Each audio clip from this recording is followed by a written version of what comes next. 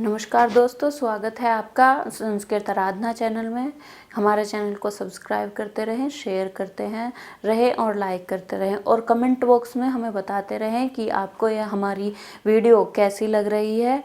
और दूसरी बात ये कि जो हमारी क्विज़ आ रही है शॉर्ट वीडियो के माध्यम से, उसमें भी हिस्सा लें और उसमें भी हमें कमेंट करके बताएं सही आंसर क्या है, क्योंकि उसमें भी बहुत सारे ऐसे मूल प्रश्न उत्तर है जिसमें जो कि परीक्षा में अक्सर आते ही रहते हैं, वही प्रश्न वहाँ पर पूछे गए हैं। आपने कई बार पढ़ा भी होगा, उन प्रश्नों को, उत्तरों को समझा होगा, क्योंकि वो उन्हीं प्रश्न पत्रों में से लिए गए हैं जो पूर्व में हो चुके हैं।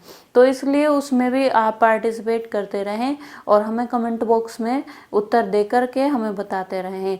वीडियो के कमेंट बॉक्स में भी आप हमें वीडियो की कुछ बातें, जानकारी आप जानते हैं या हमें बताना चाहते हैं या कुछ पूछना चाहते हैं, उसमें कमेंट बॉक्स में हमें बताइए, जानकारी लीजिए। आज हम बात करेंगे महाकवि अश्व घोष की, जो बड़े साहित्यकार रहे हैं।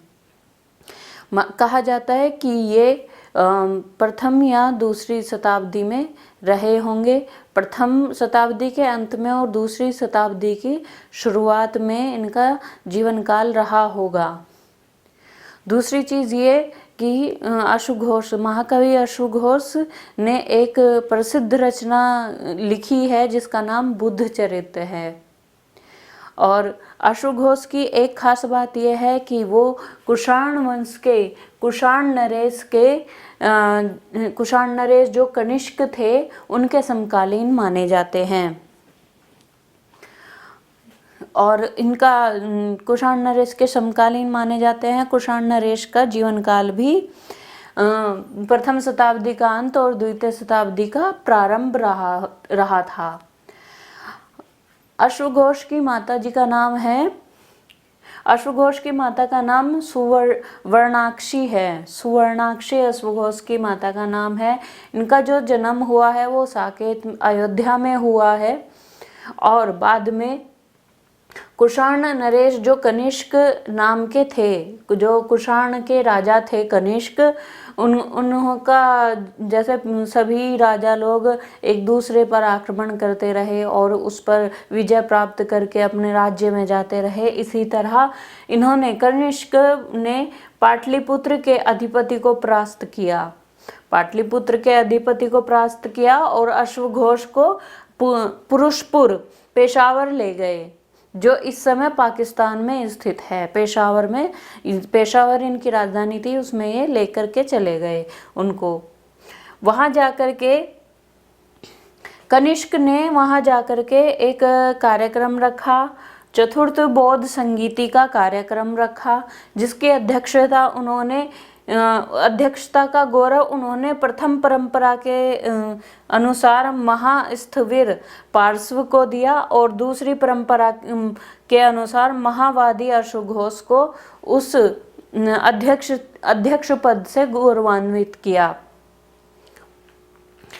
अच्छा, एक चीज़ ये है कि अश्व घोष जो हैं, अश्व घोष श्रवास्तिवादी बौद्धाचार्य माने जाते हैं और इस बात का संकेत इनका श्रवास्तिवादी विभाषा में प्रयोजन के रूप में भी प्राप्त होता है।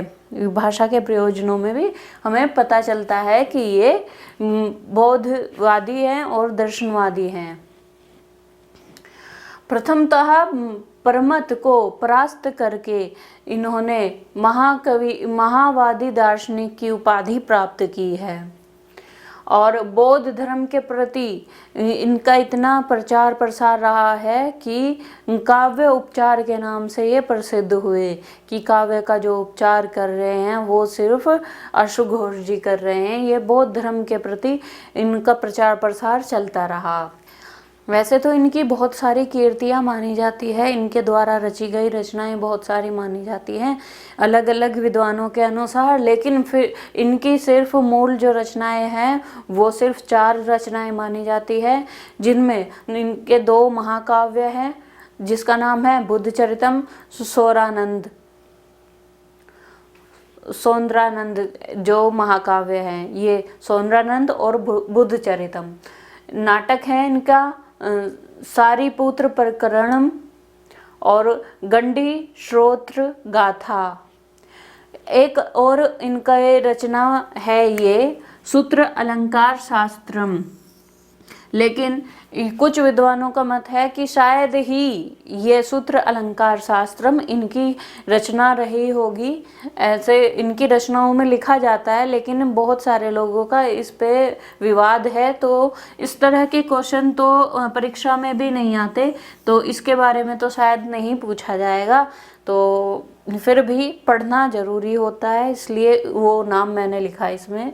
इनकी रीति वैदर्भी रीति के ये महाकवि थे, और इनकी जो उपाधि थी वो आर्य भदंत के नाम से इनको जाना जाता था, और दूसरा बौद्ध भिक्षु, क्योंकि ये बुद्ध चरित इन्होंने रचना लिखी है और बौद्ध धर्म के प्रचारक थे, तो इनको बौद्ध भिक्षु भी कहा जाता था। इनकी माता सुवर्णाक्षी थी।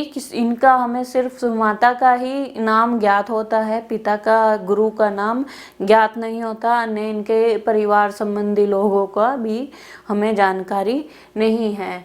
तो अश्वघोष के विषय में अगर बात करें तो इनके विषय में सिर्फ इतनी ही जानकारी हमें प्राप्त होती है, और आगे हम अगले साहित्यकार के विषय में जानेंगे। धन्यवाद।